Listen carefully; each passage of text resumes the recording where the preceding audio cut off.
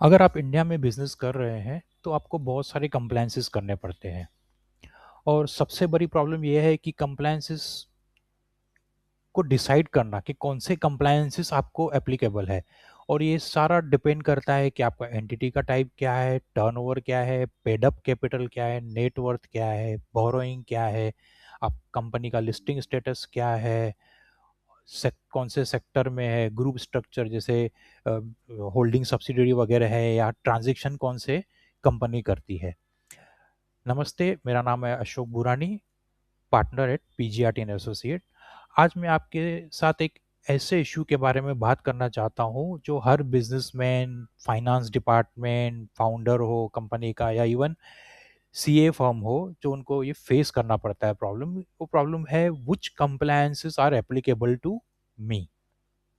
So the real problem, India में compliances जो है वो सिंपल नहीं है। आज एक कंपनी के लिए schedule 3, cash flow statement, audit trial, CARO, internal audit, IFS reporting, CSR, NFRA, secretarial audit, GSTR 9 9सी, cost record, cost audit, transfer pricing, tax audit वगैरह, ऐसे बहुत सारे कंप्लायंसेस जो है वो करने पड़ते हैं, और वो सारे एक साथ भी रिलेवेंट हो सकते हैं। और प्रॉब्लम ये भी है कि एक रूल सिर्फ एंटिटी टाइप से डिसाइड नहीं होता। जैसे कुछ कंप्लायंसेस होते हैं वो डिपेंड करते हैं कि कंपनी लिस्टेड है कि नहीं, अनलिस्टेड है, प्राइवेट लिमिटेड कंपनी है, स्मॉल कंपनी है, कहीं पे थ्रेशोल्ड की बात भी की गई है, जैसे टर्नओवर की लिमिट है, या कैपिटल कितना है, बोरोइंग कितना है। इसके बाद स्पेशल कैटेगरी वाली कंपनीज भी है, बैंकिंग, एनबीएफसी, इंश्योरेंस, इलेक्ट्रिसिटी, जिनको डिफरेंट टाइप के रेगुलेशंस इम्प्लीकेबल है। सो एक ही कंपनी की टाइप होने के बाद भी कंप्लायंसेस की लेवल जो है वो डिफरेंट हो सकती है। जैसे मैंने बताया, थ्रेशोल्ड हो सकता है टर्नओवर का, या कैपिटल का, बोरोइंग का, नेटवर्थ का, डिपॉजिट्स का। सो ये मैटर क्यों करता है? इस कॉम्प्लेक्सिटी की वजह से टाइम वेस्ट होता है। सीए फर्म में भी ये एक रिपीटेटिव एक्सरसाइज बन जाती है। पहले एंटिटी का नेचर समझो, फिर उसकी साइज चेक करो, फिर ग्रुप स्ट्रक्चर देखो, फिर अकाउंटिंग स्टैंडर्ड डिसाइड करो, फिर ऑडिट रिपोर्ट्स, रिपोर्टिंग में क्या एक्स्ट्रा रिपोर्टिंग करना है, कैश फ्लो स्टेटमेंट एप्लीकेबल जैसे है कि नहीं, फिर GST, transfer pricing, income tax, RO compliances. और अगर एप्लीकेबिलिटी का एक भी पॉइंट मिस हो जाता है तो कंप्लायंस गैप रह जाता है, लिटिगेशन की रिस्क बढ़ जाती है, पेनल्टी आ सकती है, क्लाइंट का ट्रस्ट इशू हो सकता है। सो सिर्फ नॉलेज इनफ नहीं है, यहाँ पे स्ट्रक्चर्ड डिसीजन सिस्टम भी चाहिए। सो इसके लिए हमने एक टूल बिल्ड किया है। क्या बिल्ड किया है हमने? एक टूल में इस प्रॉब्लम को सॉल्व करने के लिए हमने एक कंप्लायंस एप्लीकेबिलिटी टूल डेवलप किया है। ये टूल इंडियन एंटिटीज के लिए एक इंटेलिजेंट एप्लीकेबिलिटी चेकर की तरह काम करता है, जहां आप एंटिटी डिटेल्स इंटर करें और आपको टूल बताएगा कि कौन कौन से कंप्लायंसेस एप्लीकेबल है और कौन से नहीं। इसमें डिफरेंट लेवल हमने कवर की है, जैसे stage wise classification, applicability of accounting framework, accounting standards, Ind S, audit related requirements, GST compliances, income tax compliances, reporting requirement, और कंपनी लॉ रिलेटेड ऑब्लिगेशंस। सो ये टूल जो है वो आपको किस तरह से हेल्प करता है? इस टूल का बिगेस्ट एडवांटेज एडवांटेज यही है कि ये डिसीजन मेकिंग को फास्ट और यूनिफॉर्म बनाता है। इनफैक्ट अगर फाइनेंस डिपार्टमेंट की टीम है, किसी सीए फर्म की टीम है, सो उसमें अगर सीनियर्स हो, जूनियर्स हो, कोई भी अगर इनपुट्स सही से डालेगा तो एक कंसिस्टेंट आउटपुट मिलेगा। और ये टूल की मदद से आप स्टाफ को ट्रेनिंग भी दे सकते हैं। जैसे जैसे कोई स्टाफ अगर ये टूल यूज़ करता है, उसमें इनपुट्स डालता है, तो उसको आउटपुट का पता चलता है, तो उसको वो टूल यूज़ करने में भी आसानी होगी, और उसको कंप्लायंसेस के पता चलेंगे, मतलब कौन से कंप्लायंसेस किस एंटिटी को एप्लीकेबल है। और इसका एक और एडवांटेज है, क्लाइंट एडवाइजरी और ऑनबोर्डिंग, उसमें बहुत क्लैरिटी आती है। आप क्लाइंट को इमीडिएटली दिखा सकते हो कि उनकी करंट प्रोफाइल के बेसिस पर क्या एप्लीकेबल है और क्या एप्लीकेबल नहीं है, और किस किस पॉइंट पर नेक्स्ट लेवल कंप्लायंसेस ट्रिगर हो सकता है। सो इस टूल के अंदर हमने बहुत सारा कुछ कवर किया है। सिर्फ बेसिक टैक्स कंप्लायंसेस तक ये टूल जो है वो लिमिटेड नहीं है। इसमें accounting standards, Ind AS triggers है, कैश फ्लो स्टेटमेंट एप्लीकेबिलिटी है, consolidated financial statement, audit trial, statutory audit, CARO, internal audit, IFS, CSR, NFRS, secretarial audit, cost records, cost audit, ये मेजॉरिटी चीज़ें जो है वो इस टूल में हमने कवर की है। जो रूटीन कंप्लायंसेस होते हैं जीएसटी और इनकम टैक्स, उसके लिए भी हमने कवर किया है। ट्रांसफर प्राइसिंग है, टीडीएस है, प्रिजम्पटिव टैक्सेशन है, टैक्स ऑडिट है, जीएसटीआर 9(9)(c) की एप्लीकेबिलिटी है, ई वे बिल एप्लीकेबल है कि नहीं, ई इनवॉइस एप्लीकेबल है कि नहीं।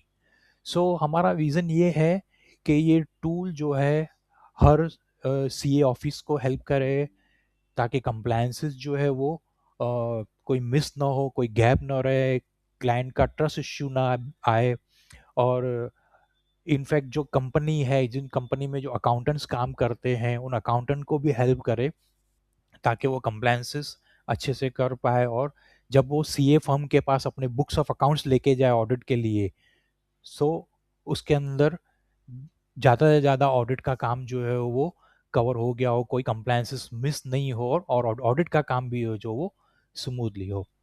सो मैं आपको स्क्रीन पे दिखाना चाहता हूँ ये टूल किस तरह से काम करता है। ये मैंने टूल ओपन किया है। यहाँ पे आप देखोगे स्टार्ट फ्रॉम अ प्रोफाइल, अलग अलग प्रोफाइल्स है, small private limited company, MSME, exporters, OPC है, या लार्ज अनलिस्टेड कंपनी है, लिस्टेड कंपनीज है, अलग अलग प्रोफाइल्स हमने ऑलरेडी इधर डाल दिए हैं।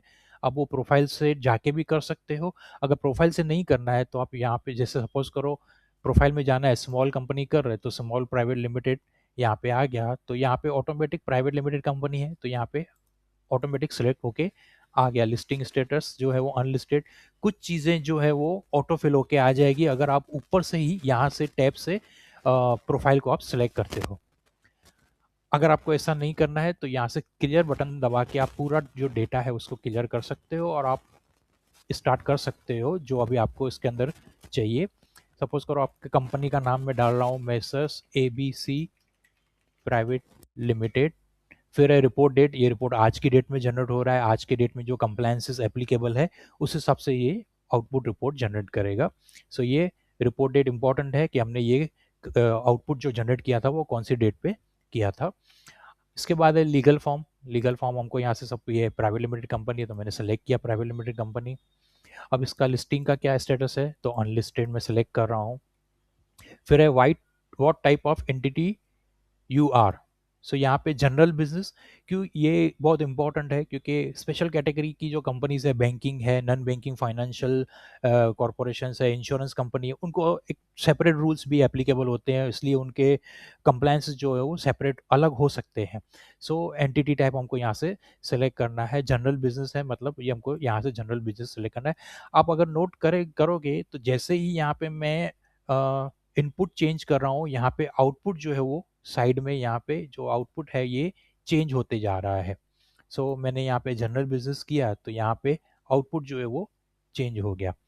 देन आता है इंडस्ट्री टाइप, ये किस लिए चाहिए, कॉस्ट रिकॉर्ड्स के लिए। सो कॉस्ट ऑडिट एप्लीकेबल है कि नहीं, कॉस्ट के रिकॉर्ड्स मेंटेन करना कंपल्सरी से मैन्युफैक्चरिंग के लिए कंपल्सरी होता है। अगर मैं ट्रेडिंग करता हूँ not in A cost record industry direct select करूंगा तो cost audit, cost records maintenance वाला जो है वो कंप्लायंस मुझे एप्लीकेबल नहीं होगा। और एक इम्पॉर्टेंट चीज़ ये टूल के अंदर है, आप जहाँ पे भी देखेंगे रिपोर्ट डेट है, ये क्यों पूछ रहा है, लीगल फॉर्म ये क्यों पूछ रहा है, आप इस पर क्लिक करोगे तो आपको ये रीज़न बताएगा कि ये क्या पूछ रहा है और ये क्यों पूछ रहा है, ताकि इससे आपको पता चले कि आपका रिस्पॉन्स जो है, इनपुट जो आपको डालना है वो इनपुट क्या डालना है। फॉर एग्जाम्पल लीगल फॉर्म पूछ रहा है, सो व्हाट पूछ रहा है यहाँ पे, यूर एंटिटी टाइप कंपनी है, प्राइवेट लिमिटेड है, उसमें पब्लिक लिमिटेड है, 1% कंपनी है, और अगर नॉन कंपनी है तो एलएलपी है, पार्टनरशिप है, ट्रस्ट है, एचयूएफ है। So why we ask drives everything. Company law rules apply only to companies. Non company still have tax, GST and accounting standard duties. So यहाँ पे आपको ये हेल्प करेगा कि ये जो इनपुट जो ले रहे हैं वो क्यों ले रहे हैं, ताकि आप इनपुट जो है वो इसको अच्छे से दे पाए और अच्छे से उसका जो है आउटपुट रिजल्ट आए. सो ग्रुप स्ट्रक्चर, अगर होल्डिंग सब्सिडियरी कंपनी का है तो ग्रुप स्ट्रक्चर डालना है, अगर नहीं है तो इसको सिंपली छोड़ देना है. जैसे इसमें ऑप्शंस दिए है, होल्डिंग है, सब्सिडियरी है, एसोसिएट, जॉइंट वेंचर. अगर एप्लीकेबल है तो आपको सेलेक्ट करना है. जैसे यहाँ पे क्लिक करने से आपको पता चलेगा यहाँ पे आउटपुट जो है वो चेंज हो रहा है. So size and financials, turnover, preceding financial, ये क्यों पूछ रहा है, यहाँ पे आपको मिलेगा कि इनपुट का क्या इसका यूज है, क्यों पूछ रहा है, इसका यूज क्या है. सपोज करो मैं इधर टर्नओवर डालता हूँ 20 crore, paid up capitals 5 lakh, net worth 21 crore, borrowings 0, deposits 0, net profit 1 lakh, paid up capital plus free reserves 2 lakh, 2 crore 10 lakhs. So ये आपको मैंने एक एग्जांपल दिया किस तरह से हमको फाइनेंशियल डेटा यहाँ पे डालने हैं. सो ये हुआ size and financial. Then third आता है what is in your accounts, आपके अकाउंट्स में क्या है. अगर आप ट्रेडर हो, मैन्युफैक्चरिंग हो तो इन्वेंट्री आएगी. तो आप, अगर आप इन्वेंट्री में होती है इस एंटिटी में, तो इन्वेंट्री सेलेक्ट करना है ताकि उसके रिलेटेड जो अकाउंटिंग स्टैंडर्ड्स है, इंड एएस है या दूसरे कंप्लायंसेस जो है, स्टॉक रजिस्टर वगैरह, वो आपको यहाँ पे बताएगा कौन से एप्लीकेबल है. प्रॉपर्टी प्लांट एंड इक्विपमेंट्स, दूसरा बोरोइंग कॉस्ट अगर है तो आपको यहाँ पे इनपुट्स जो है वो सिलेक्ट करना है. देन आता है transactions and events, related party transaction है कि नहीं. अगर यस तो अकाउंटिंग, कौन से अकाउंटिंग स्टैंडर्ड्स है वो एप्लीकेबल होंगे, वो आपको यहाँ पे बताएगा. सिमिलरली ये सारे डेटा जो है वो आपको फिल करने हैं. फिर आता है इनकम टैक्स. इनकम टैक्स के पर्पस के लिए टर्नओवर कितना है, ताकि टैक्स ऑडिट एप्लीकेबल है कि नहीं, प्रिजम्प टू टैक्सेशन में जा सकते हैं कि नहीं, वो सारी चीज़ें आपको बताएगा. फिर गुड्स एंड सर्विस टैक्स अगर रजिस्टर्ड हो तो आपको यस तो यहाँ पे सिलेक्ट करना है. देन आता है audit and company report check, does this apply, अब बिल्डिंग ओन करते हो कि नहीं, एसेट्स जो है वो रिवैल्यूएशन किया हुआ है कि नहीं ड्यूरिंग द ईयर. सो ये सारे हमको यहाँ पे आंसर्स देने हैं. जैसे जैसे हम आंसर देंगे यहाँ पे आउटपुट जो है राइट हैंड साइड पे वो आपको यहाँ पे दिखेगा कौन सी चीज़ें एप्लीकेबल है, कौन सी नहीं. जैसे अभी यहाँ पे मैं स्टेज 3 पे दिखाता हूँ एप्लीकेबिलिटी. ऊपर जो था बेसिक डेटा आया, इनपुट्स हमने क्या दिए, यहाँ पे आपको इनपुट्स जो है वो आपने आंसर जो दिए वो आएगा, ताकि जब रिपोर्ट जनरेट हो तो आपको पता होना चाहिए कि आपने कौन से इनपुट्स जो है यहाँ पे दिए हैं. सो ये फर्स्ट स्टेज पे इनपुट्स आता है. फिर इसके बाद आता है क्लासिफिकेशन कॉम्प्यूटेड फॉर यू. ये आता है जो इनपुट्स के बेस पे कौन से क्लासिफिकेशन हुए, कंपनी का क्लास क्या हुआ, कौन से स्टैंडर्ड्स एप्लीकेबल है कि नहीं है, वो ब्रीफ समरी यहाँ पे देगा.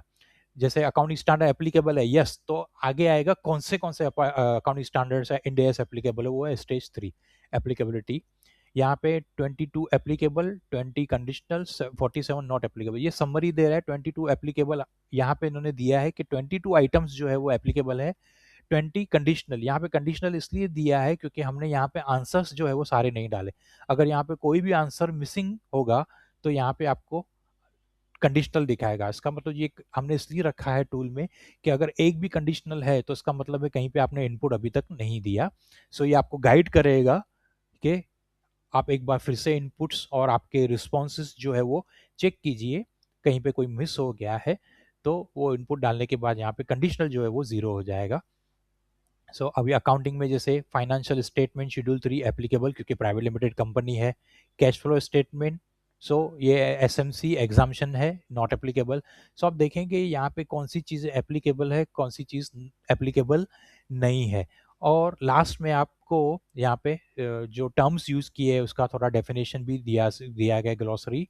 और एक इम्पॉर्टेंट चीज़, ये जो रिपोर्ट है वो आप प्रिंट भी कर सकते हैं. आप यहाँ पे क्लिक करेंगे तो आपको एक पीडीएफ भी जनरेट कर सकते हो, इसको प्रिंट भी कर सकते हो और आप अपने रिकॉर्ड्स में रख सकते हो. आप क्लाइंट ऑनबोर्डिंग के टाइम पे आप क्लाइंट को हैंड ओवर कर सकते हो ताकि क्लाइंट जो है वो अपने पास रख सके. उनकी जो फाइनेंस टीम है, उनकी जो अकाउंटिंग टीम है क्लाइंट की, उनको भी ध्यान रहे कि कौन से कंप्लायंसेस है, कौन से स्टैंडर्ड्स है, कौन सी रिपोर्टिंग रिक्वायरमेंट एप्लीकेबल है वो उनके पास हैंडी रहे, ताकि उनसे कोई कंप्लायंसेस में चूक ना हो और पेनल्टीज अवॉइड कर सके और नोटिस अवॉइड कर सके। सो ये टूल जो हमने डेवलप किया है, हमने बहुत मेहनत करके हम यहाँ तक इसको लेके आए।